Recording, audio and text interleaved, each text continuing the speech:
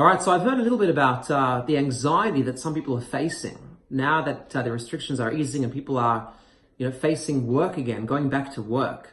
A lot of people have hated the time being locked inside their homes, whereas I know a lot of people have quite enjoyed it.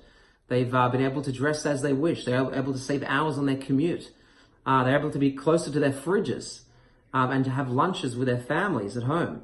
So what's one perspective, how do we face this time in readjusting back to what was previously our normal work lives, or as normal as they can be, given the times in which we live? And so I want to share with you this idea about Avram and Sarah, the very first Jewish couple. It says, the Torah describes them and their productivity in their lives. It says, Avram v'Sarah zakenim ba'im bayamim. Avram and Sarah were old, they were advanced in age. They were old. They were coming in days, literally. Ba'im bayamim literally means advanced in days.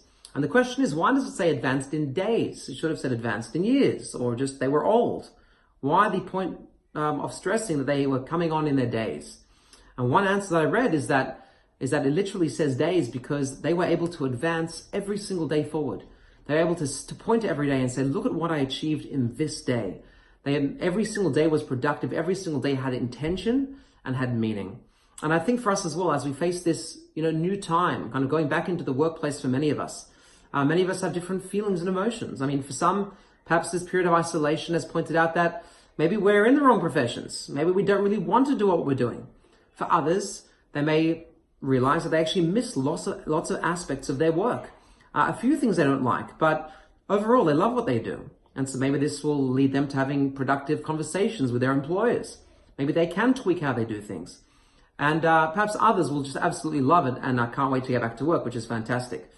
But I think for those who are struggling, for those perhaps who are facing a little bit of anxiety, not knowing how they're going to go back into it, number one, just know that just like you adapted to this phase of being at home and isolation, you too will adapt to whatever happens, whatever comes forward in your path. You will readapt to life in the workplace. That's number one. And number two is that perhaps a tactic you can use is to set your intentions every single morning. Just like Avram and Sarah achieved something. They were intentional every single day with what they wanted to do. Perhaps we can also wake up every day and set out our intentions. What do we hope to achieve today?